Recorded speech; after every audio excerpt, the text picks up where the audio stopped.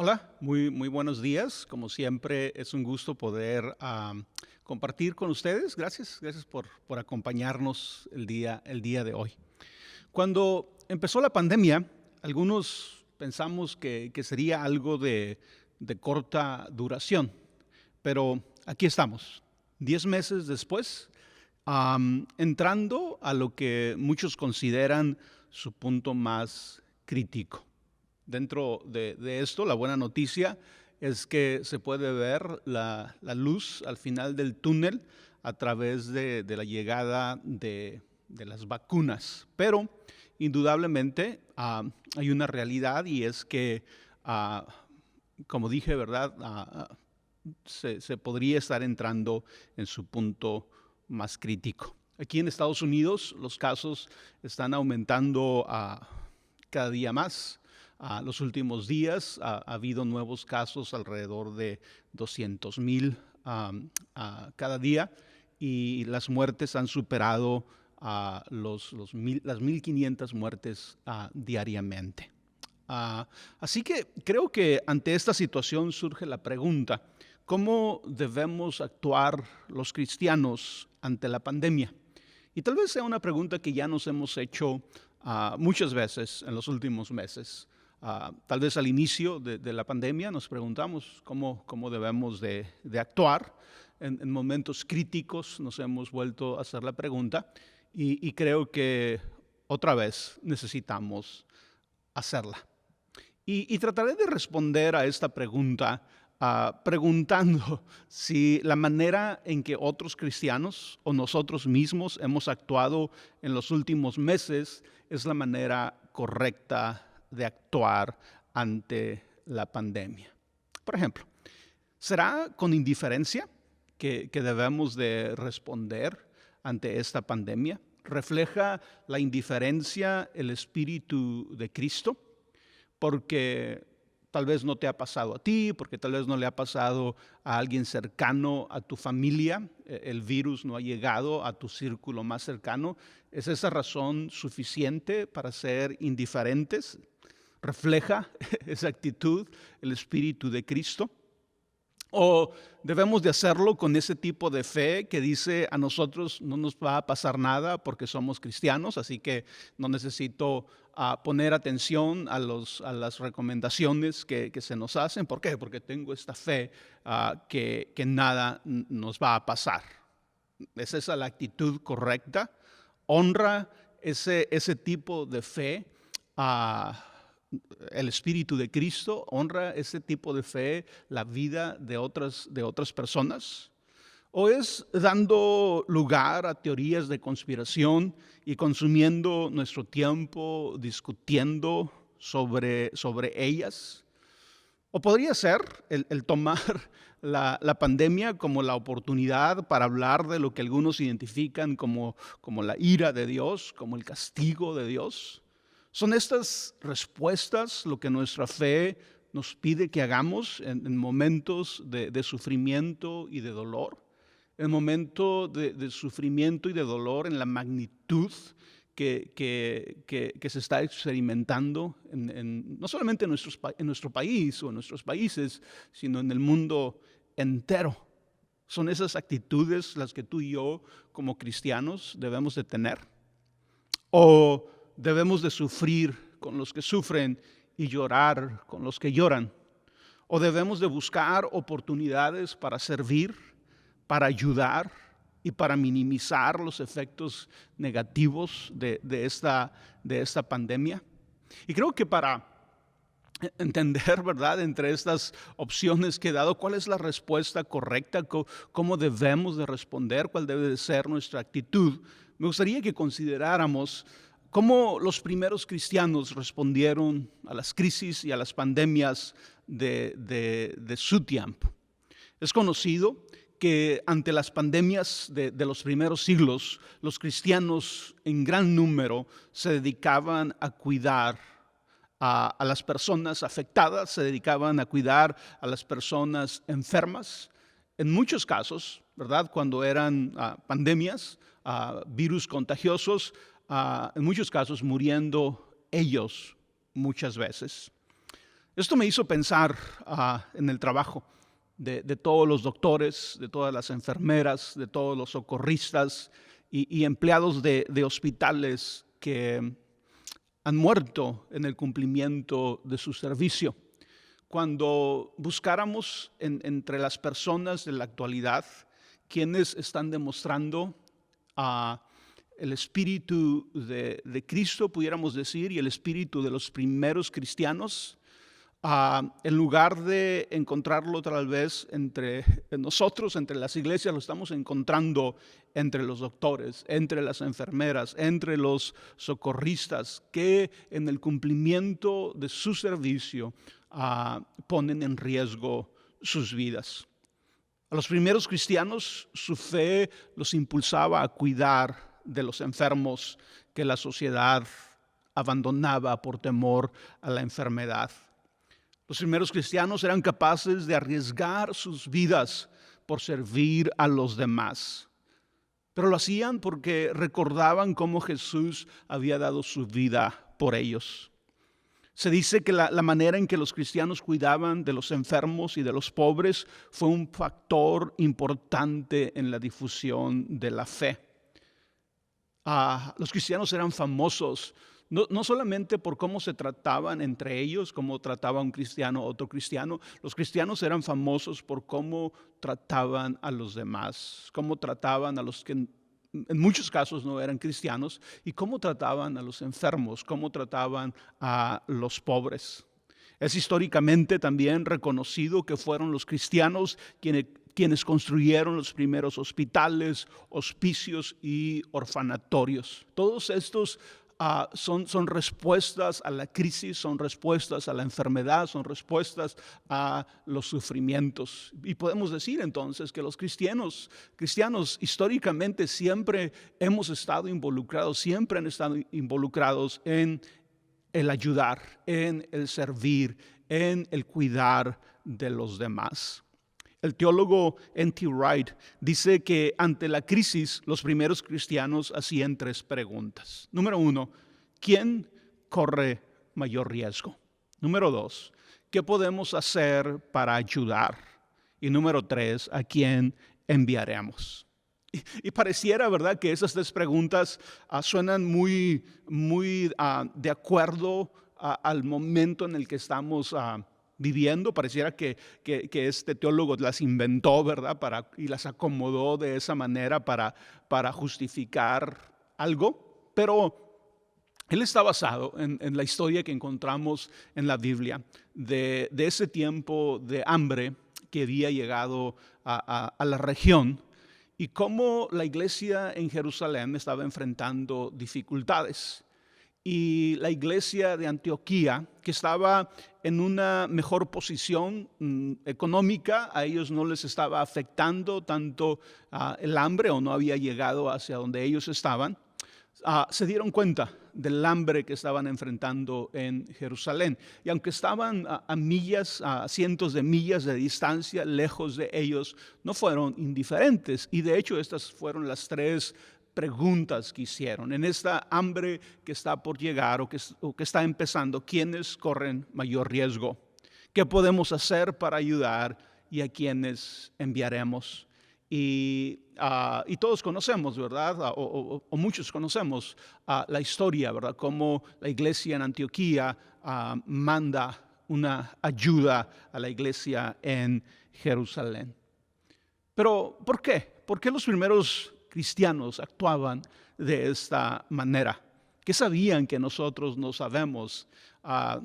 ¿Por qué pensaban en algunos casos tan diferentes a muchos cristianos modernos? ¿Por qué actuaban así? No solo como individuos, sino como comunidad, como iglesia. Y creo que la respuesta está en lo que creían.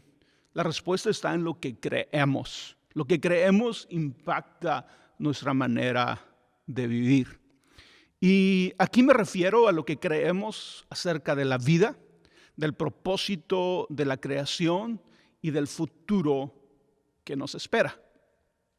Del futuro que nos espera, no tanto como individuos, pero el futuro que le espera a la humanidad y por ende como individuos, ¿verdad?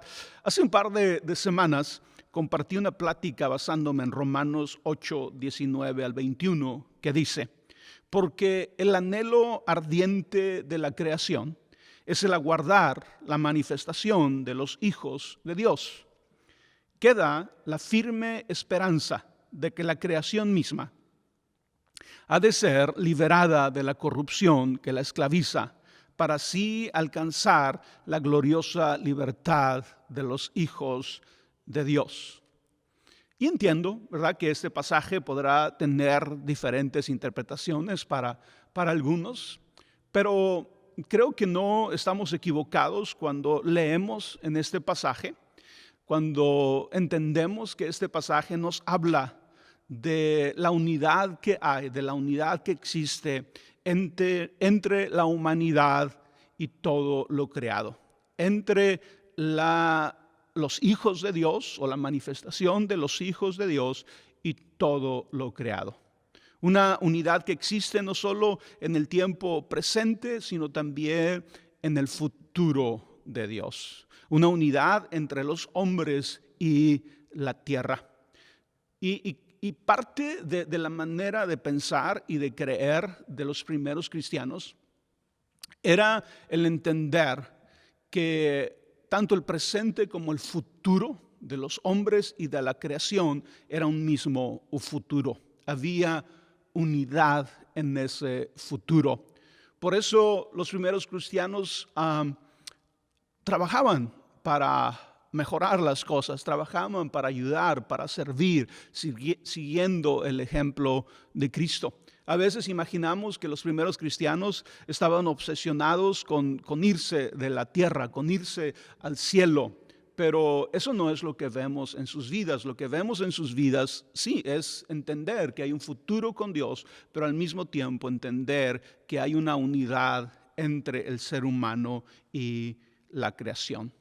Siempre ha sido el plan de Dios cuidar de la creación a través de nosotros, a través de los seres humanos. Recuerda, fuimos creados a su imagen y semejanza para trabajar junto a Dios, para colaborar con Dios en el cuidado de la vida de otros seres humanos y de la creación entera. Cuando el Nuevo Testamento habla del futuro que tenemos, del futuro que nos espera, del futuro que le espera a la creación, sucede algo que tal vez no te lo esperabas, y es que el Nuevo Testamento insiste que no se trata de irnos al cielo, o por lo menos no se trata de irnos al cielo como a veces creemos o como la cultura popular nos hace pensar. Y creo que esto es muy importante, el entender que los primeros cristianos no tenían tanto esta idea de tenemos que irnos al cielo o vamos a irnos al cielo y abandonar la tierra. Creo que mientras sigamos creyendo que el futuro que Dios ha preparado para nosotros implique irnos al cielo y abandonar la tierra, especialmente en el concepto popular, seremos tentados a abandonarla en su momento de necesidad, de abandonar la tierra, de abandonar la creación en su momento de necesidad. Ponte a pensar en esto.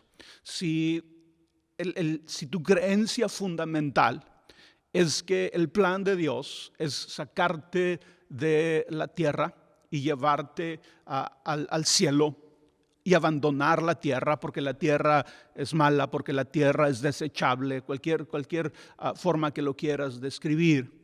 Si esa es nuestra creencia fundamental, creo yo que seremos tentados a abandonar la tierra aún cuando estamos aquí en medio de ella. Lo haremos abandonándola espiritualmente, emocionalmente, como dije al principio, a través de la indiferencia, a través de la falta de motivación para servir, para ayudar, para mejorar las cosas. Recordemos que Jesús empezó su ministerio diciendo: el reino de Dios se ha acercado. Y nos enseñó a orar de la siguiente manera: Padre nuestro que estás en los cielos. La segunda parte dice: venga tu reino, hágase tu voluntad como en el cielo, así también en la tierra. Aquí Jesús nos introduce a nosotros, ¿verdad? Los cristianos, al pensamiento judío de que el propósito es el reino de Dios, que el reino de Dios se establezca en la tierra como lo es en el cielo, que así también sea en la tierra. Podemos decir que en la mente y corazón de Cristo no está tanto el llevarnos al cielo, vuelvo a insistir en la manera en que a veces nosotros lo pensamos, y abandonar la tierra, sino en todo lo contrario. Él había venido a traer el cielo a la tierra. El reino de Dios se trata de una misión, no de una evasión. El reino de Dios no es un recurso para salir de la dificultad y el peligro, es el poder de Dios para la transformación. Y este concepto de la unidad entre el cielo y la tierra, la unidad de los seres humanos con la creación entera, es un concepto que Pablo lo repite a través de sus cartas en muchas ocasiones. Por ejemplo, vamos a ver algunos de esos pasajes. En Efesios 1, del 9 al 10, Pablo dice, hablando de Dios, hablando de Jesús: Él nos hizo conocer el misterio de su voluntad, conforme al buen propósito que de antemano estableció en Cristo, para llevarlo a cabo cuando se cumpliera el tiempo. Esto es, reunir en Él todas las cosas, tanto del cielo como de la tierra. Unidad entre el cielo y la tierra. Colosenses 1:20, por medio de Él reconciliar consigo todas las cosas, así las que están en la tierra como las que están en el cielo, haciendo la paz mediante la sangre de su cruz. Otra vez, unidad entre el cielo y la tierra, el cielo viniendo a la tierra. Filipenses 3, del 20 al 21 dice: nosotros somos ciudadanos del cielo, de donde anhelamos recibir al Salvador, el Señor Jesucristo. Él transformará nuestro cuerpo miserable para que sea como su cuerpo glorioso, mediante el poder con que somete a sí mismo todas las cosas. Y es interesante pensar y escuchar y leer algunos comentarios acerca de lo que a lo que Pablo está haciendo alusión en este pasaje cuando dice que nosotros somos ciudadanos del cielo. Porque lo primero que se nos viene a la mente es, si somos ciudadanos del cielo, quiere decir que el propósito es irnos al cielo, ¿verdad? Pero lo que está en la mente de Pablo es la idea de vivir como ciudadanos del cielo. Y su concepto es, recuerda que Pablo era romano, aunque no había nacido en Roma. Entonces Pablo entendía el concepto de ciudadanía romana, aunque nunca había estado en Roma, aunque no había nacido en Roma. Pero él entendía que él era un ciudadano romano, aunque no viviera en Roma. Y de tiempo en tiempo, a las diferentes regiones y ciudades a donde llegaba el imperio romano, recibían visitas de líderes, de gobernantes, en algunos casos del mismo César, que llegaba a esas regiones, a esas ciudades, y los ciudadanos los recibían. Ese es el concepto que Pablo tiene cuando dice que somos ciudadanos del cielo. Nuestro Rey, nuestro Señor es Jesucristo, ¿sí? Y es importante entender y poder por lo menos reflexionar en estos conceptos. En otra ocasión, Pablo dijo que no quería que ignoráramos acerca de los que duermen o de los que han muerto, para que no tuviéramos tristeza como los que no tienen esperanza. Él dijo: si creemos que Jesús murió y resucitó, así también traerá a Dios con Jesús a los que durmieron en Él, o a los que murieron en Él. Y dice Pablo: el Señor mismo, con voz de mando, con voz de arcángel y con trompeta de Dios, descenderá del cielo, y los muertos en Cristo resucitarán primero. Luego nosotros, los que vivimos, los que hayamos quedado, seremos arrebatados juntamente con ellos en las nubes para recibir al Señor en el aire, y así estaremos siempre con el Señor. Este es un pasaje que ha traído consuelo a muchos cristianos a través de los siglos, a través de los milenios. Y es un pasaje que yo creo que debemos de atesorar y de recibir lo que tiene para nosotros. Y creo que algo muy interesante que vemos en este pasaje es que es Jesús el que desciende del cielo, no nosotros los que nos vamos al cielo. Ahora es interesante o es bueno apuntar o señalar, ¿verdad? Que aquí es donde vemos este concepto de cómo aquellos que han muerto en Cristo están en su presencia, están delante de Él en espíritu y esperamos o esperan su resurrección. Pero cuando lees el pasaje nos damos cuenta de esto. Es Jesús el que desciende del cielo, no nosotros los que nos vamos a Él.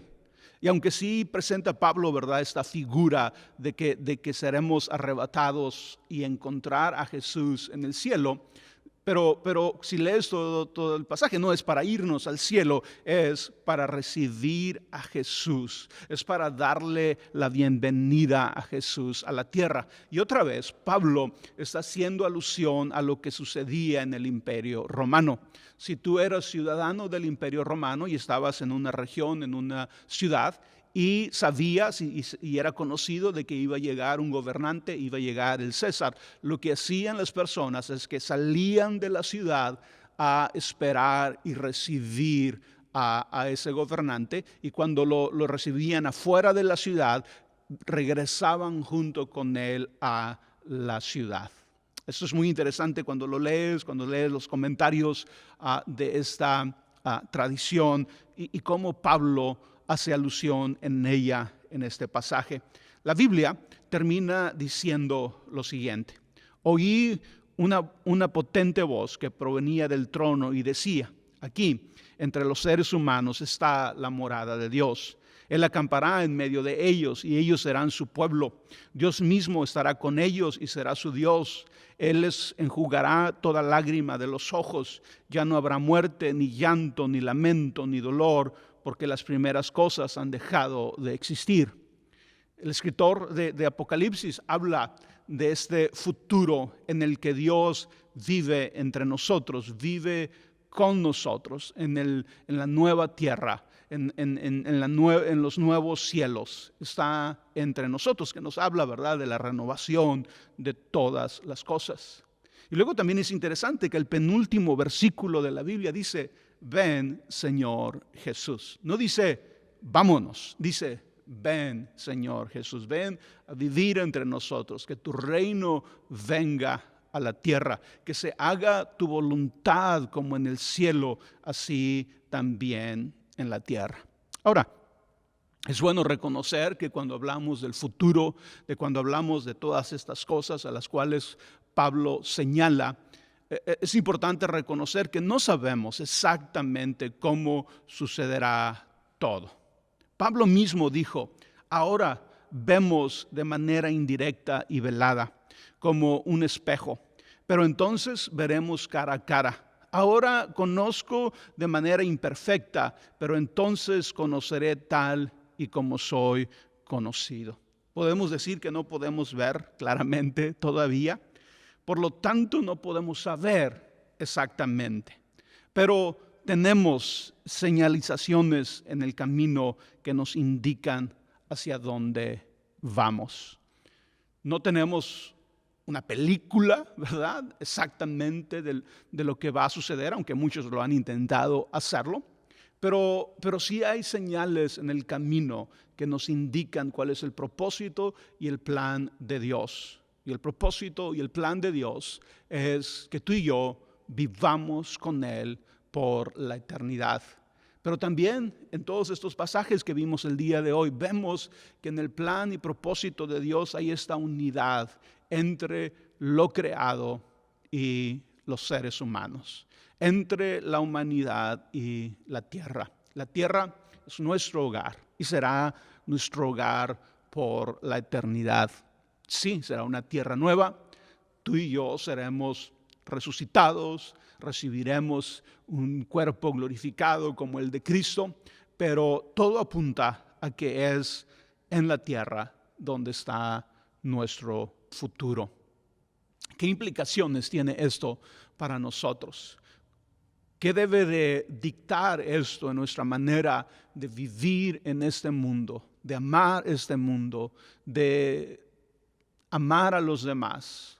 Y creo que tiene muchas implicaciones. Es entender, número uno, que estamos juntos en esto, que somos uno, tanto nosotros como la tierra misma, tanto nosotros como el resto de la humanidad. No podemos ser indiferentes ante la situación a la que nos enfrentamos. Como los primeros cristianos, tú y yo debemos de poner nuestros ojos en Cristo, debemos seguir su ejemplo y poner nuestra vida en servicio de los demás de la manera en que lo podamos hacer. Sé que en tiempos de pandemia es tal vez complicado el saber exactamente cómo lo podemos hacer, porque si nosotros mismos, ¿verdad?, queremos ir a ayudar a alguien, pero nosotros mismos somos portadores del virus, podremos terminar haciendo más mal que bien. No siempre esa es la manera en la que vas a poder ayudar. Pero obviamente hay otras formas, ¿verdad? Especialmente cuando sabes que estás sano, cuando sabes que no tienes el virus, ¿qué puedes hacer? Pero también tú y yo somos llamados a orar por aquellos que sufren, a levantar en oración a aquellos que están padeciendo esta pandemia. Dije al principio, ¿verdad?, que una de las actitudes que debemos de tener es llorar con los que lloran, sufrir con los que sufren. Y a veces nos podemos preguntar cómo sucede eso, ¿verdad? Si las personas que están sufriendo no las conozco, no están cerca de mí, no quiero ser hipócrita, ¿verdad?, al llorar por ellos y no lo siento. Y tal vez no lo sentimos porque no estamos orando por ellos. Creo que el secreto está en orar, en interceder por aquellos que sufren. A medida que más oremos, que más levantemos a aquellos que están padeciendo, sucederá eso. Lloraremos con los que lloran, sufriremos con los que sufren y lo haremos estando con ellos a través de la oración. Al mismo tiempo, hay muchos cristianos, ¿verdad?, que lo están haciendo de manera práctica. Son doctores, son enfermeras, son socorristas que están sirviendo como lo hicieron los primeros cristianos. Pero el que tú y yo no seamos doctores o enfermeras o socorristas no nos exenta de tener la actitud correcta, de pensar en los demás y de hacer lo más que podamos para ayudar en medio de esta situación. Bueno, espero que esta palabra traiga cierta claridad y dirección a tu vida en este tiempo en el que estamos viviendo. Como siempre, muchas gracias por su atención y que el Señor les bendiga.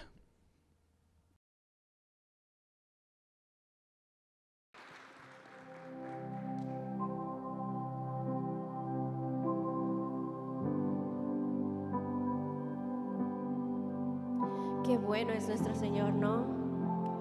Amén. Sí, amén. Me conoces en lo secreto,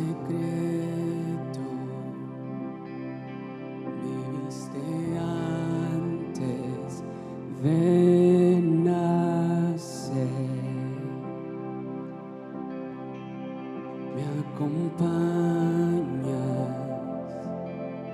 eres mi amigo fiel. Nunca me dejas, lo sé muy bien.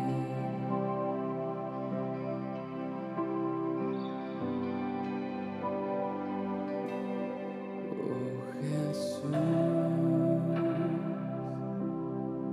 ¿cómo pudo ser que viendo mi corazón de tal como soy?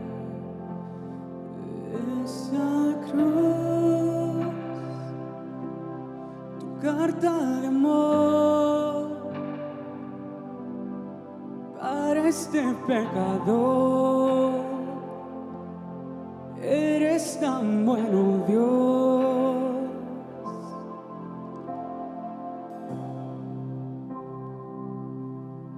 ¿Por qué no le cantas con todo tu corazón? Y gracias, Padre, por tu amor.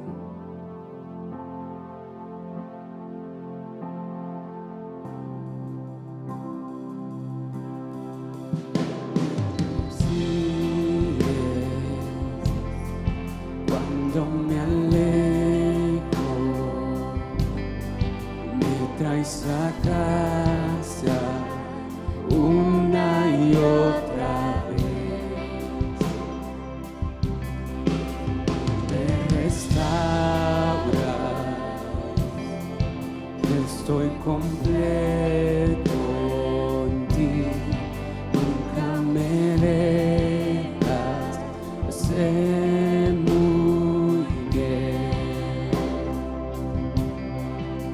muy bien. Oh Jesús, ¿cómo pudo ser que viendo mi corazón, no más de tal como soy? Esa cruz, carta de amor para este pecador. Eres tan bueno, Dios.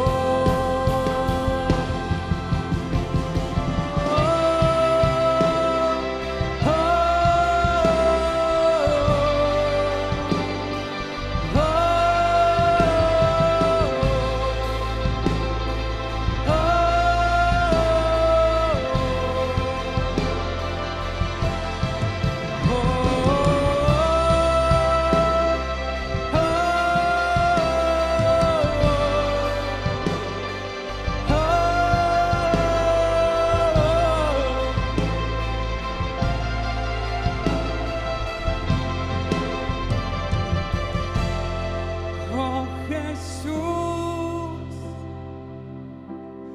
¿cómo pudo ser que viendo mi corazón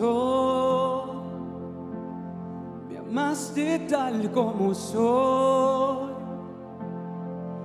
Esa cruz, tu carta de amor para este pecador. Eres tan bueno, Dios.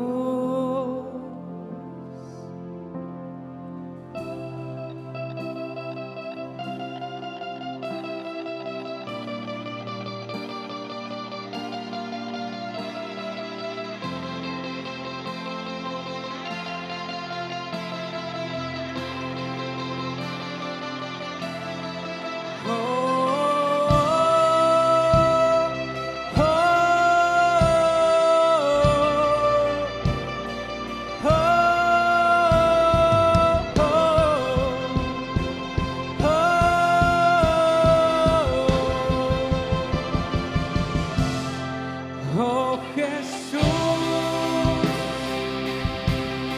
¿cómo pudo ser que viendo mi corazón me amaste tal como soy? Esa cruz, carta de amor para este pecador. Eres tan bueno, Dios.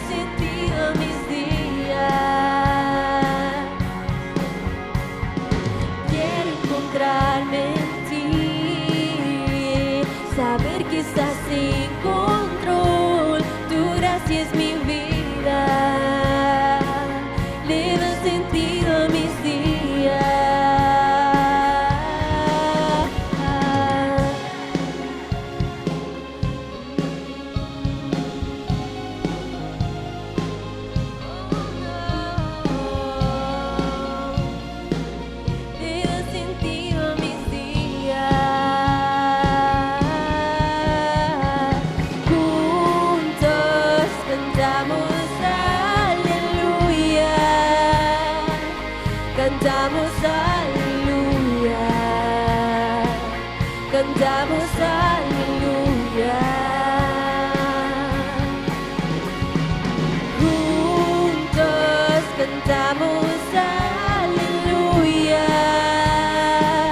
Si tú no estás con nosotros, no tenemos nada. Juntos cantamos aleluya, cantamos aleluya, cantamos aleluya. Juntos cantamos aleluya, cantamos aleluya,